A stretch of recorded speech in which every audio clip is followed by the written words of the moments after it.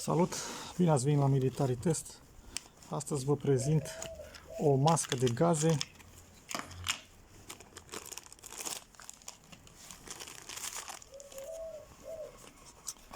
vine într-o husă din material textil.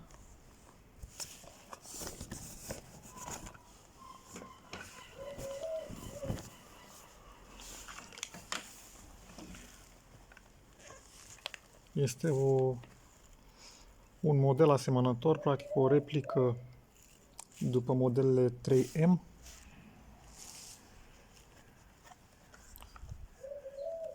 Arată foarte bine, calitate foarte bună. Are 4 benzi de cauciuc, de silicon pentru fixare. Se fixează foarte simplu, foarte ușor și la fel de ușor se și dă jos de pe cap. Acoperă întreaga față. Viziera este din policarbonat, rezistentă la zgârieturi. Vine cu o folie de protecție.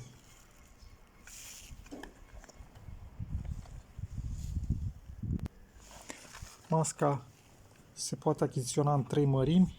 Există pe piață în 3 mărimi: S, M și L.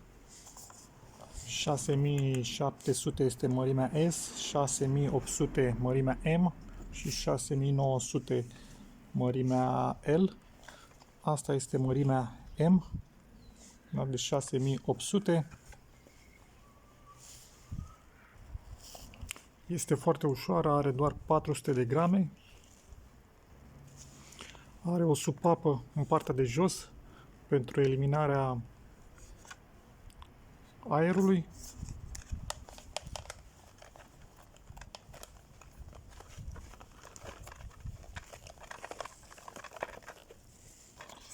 Partea din interior este moale, într-un silicon moale, are 2 supape.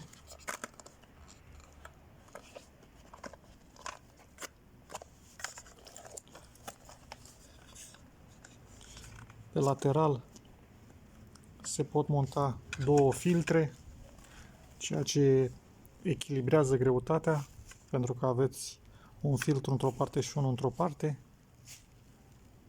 Se pot monta diferite filtre în funcție de necesități. Montarea filtrelor este foarte ușoară, foarte simplă. La fel și montarea pe cap este foarte ușoară.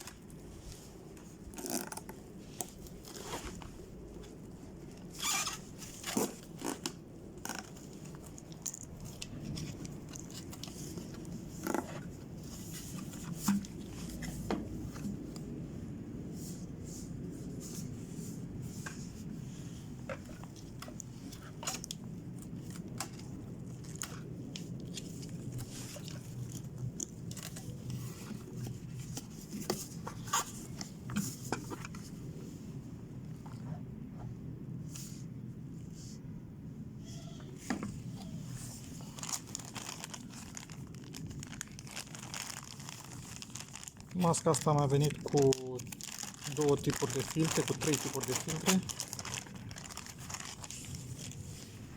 În funcție de specificații, aceste filtre sunt rezistente la flacără și la apă. Model 2091.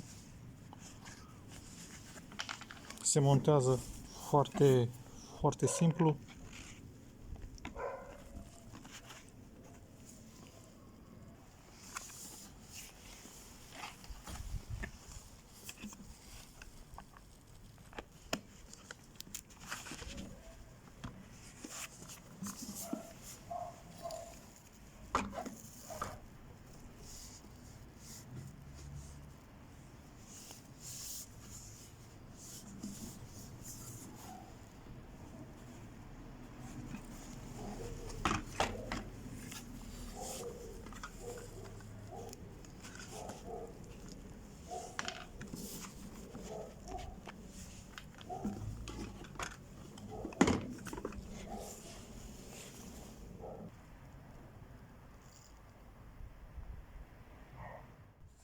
Mai vine cu un set de două filtre, model 6001 CN.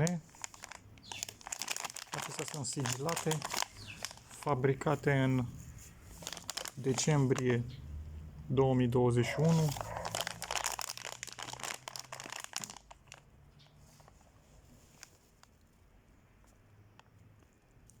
Termen de valabilitate 5 ani.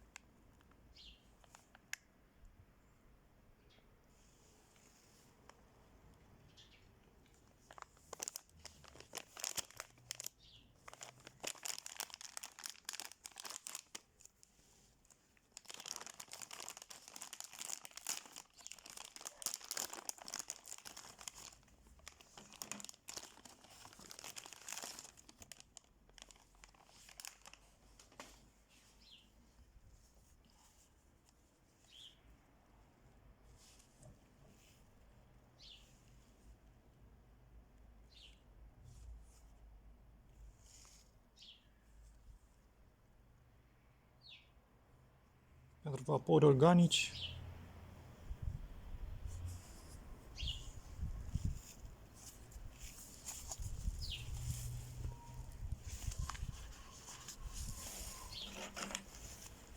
La aceste filtre se mai adaugă suplimentar aceste filtre care se pot schimba foarte ușor.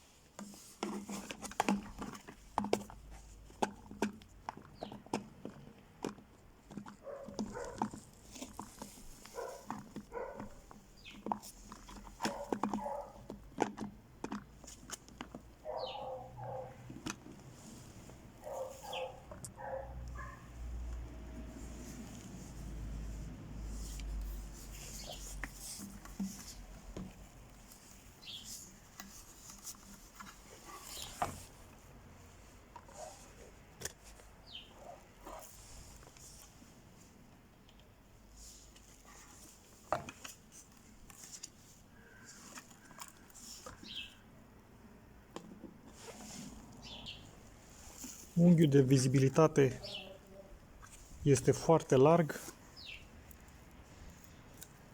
practic este pe toată fața.